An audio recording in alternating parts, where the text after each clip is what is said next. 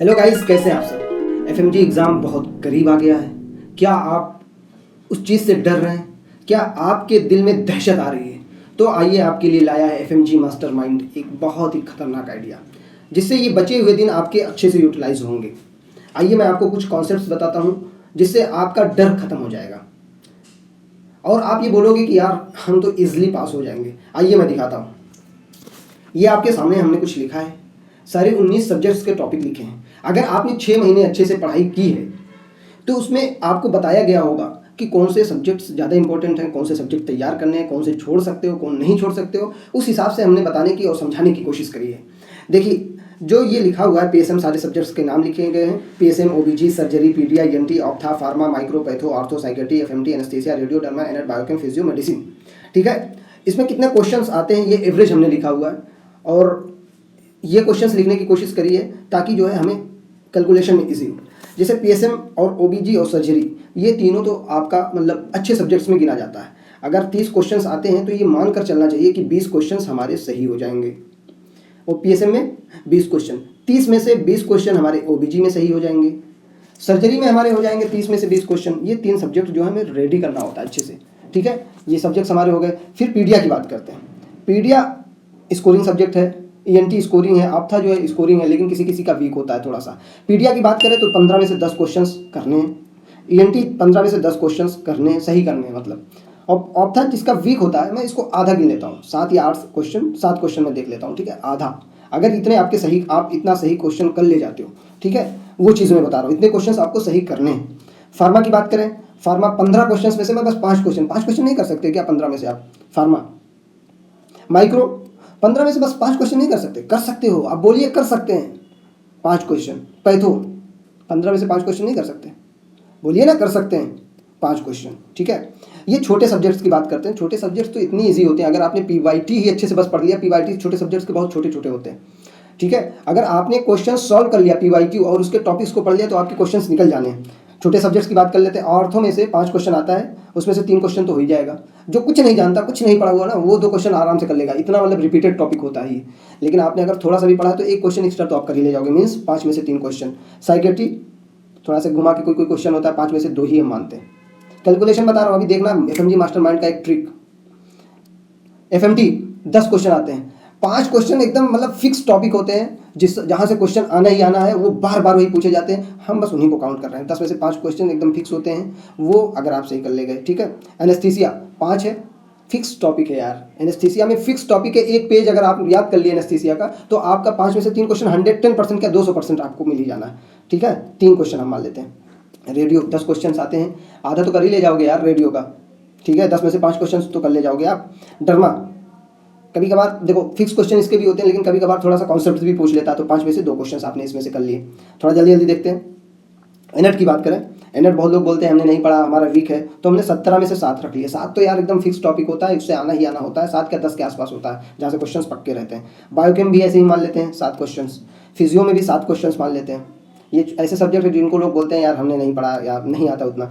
Medicine बहुत vast subject है, इसको हम गिन ही नहीं रहे। हम मान रहे हैं कि 29 क्वेश्चन इसमें है, ये हमने 300 बनाने के लिए 29 लिखा है। वैसे 30 से 35 रहते हैं, ये टोटल जब हम करेंगे तो 300 क्वेश्चंस होंगे, इसलिए हमने 29 लिखा है। 29 में से हम ये मान सकते हैं ना, आप बताओ 9 क्वेश्चंस तो आप कर सकते हो। 9 क्वेश्चंस 29 में से कर ले जाओगे तो ये जो कैलकुलेशन होता है इसका कहाँ गया, ये 20 20 40 20 60 10 70 10 80 7 87 ऐसे जब कैलकुलेट करोगे ना, मैं कैलकुलेट कर चुका हूँ, ये 152 मार्क्स आ जाएंगे।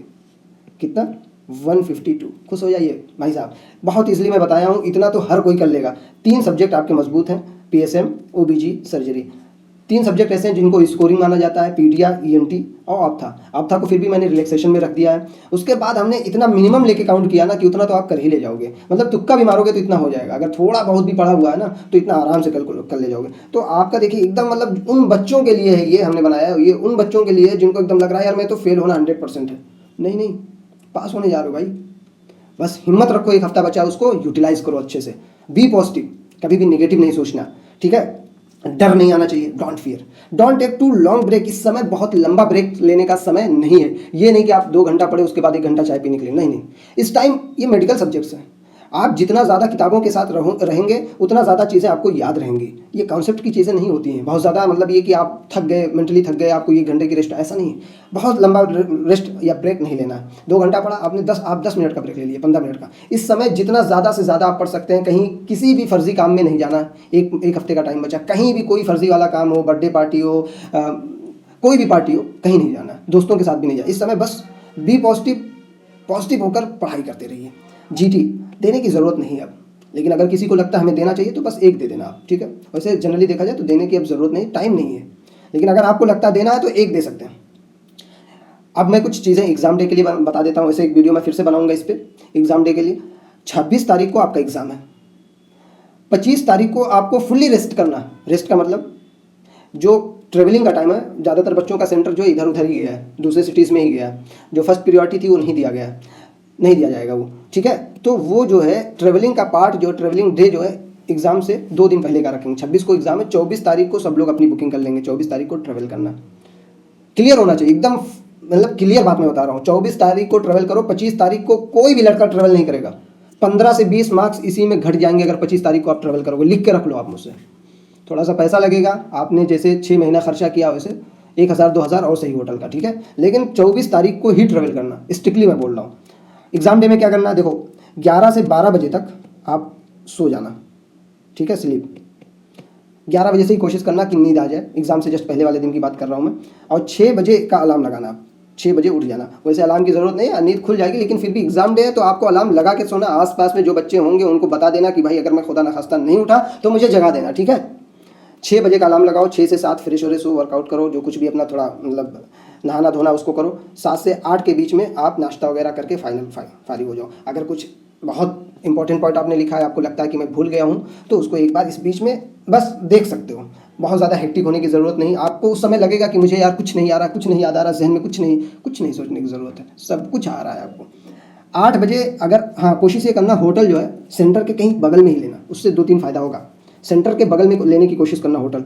तो 8 बजे, 8:30 बजे एंट्री बंद हो जाएगी आपकी।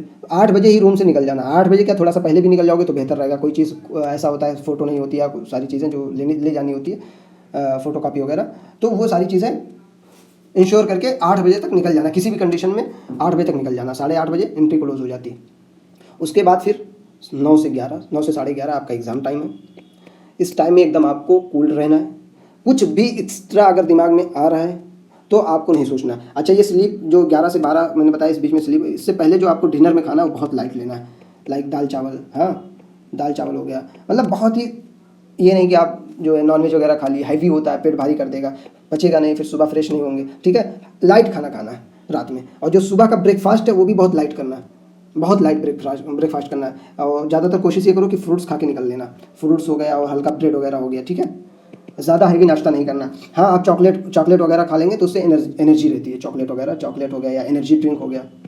एनर्जी ड्रिंक फ़ायदा करता है, ये मैं बताऊंगा, इसमें ज़रूर पीना है जो लंच होता है, लंच ब्रेक जो होता है, ठीक है। एग्जाम टाइम में आपको कूल रहना एकदम, कोई टेंशन लेने की ज़रूरत नहीं। क्वेश्चन नहीं आ रहा है कोई बात नहीं, क्वेश्चन अगला क्वेश्चन, फिर अगला क्वेश्चन, बार बार नहीं आ रहा फिर भी कोई बात नहीं, दूसरा पेपर भी अपने पास, ठीक है।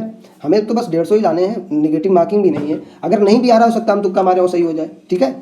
तो टेंशन लेने की ज़रूरत नहीं। फिर लंच होगा, लंच में बहुत लाइट लंच करना है, बहुत ही लाइट लंच करने के बाद आप जो है एनर्जी ड्रिंक जरूर ले लेना। एनर्जी ड्रिंक, चॉकलेट वगैरह खा लेना। चॉकलेट से एनर्जी वगैरह भरपूर मात्रा में मिल जाती है। फिर उसके बाद 1 बजे तक निकल लेना आप सेंटर के लिए। 2 बजे से एग्ज़ाम शुरू है तो 1 बजे से फिर से निकल लेना एग्ज़ाम के लिए। और फिर जो है 2 से 4:30 के बीच में आपका एग्ज़ाम रहेगा।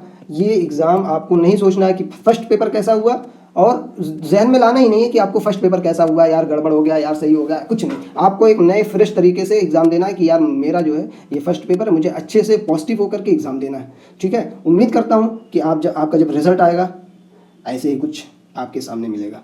अगर ये सारी चीज़ें आप फॉलो करते हैं, आपने 6 महीने अच्छे से पढ़ाई की है, तो उम्मीद करता हूँ यही आना भी चाहिए। मुस्कुराहट चेहरे पे, PASS। Thank you so much.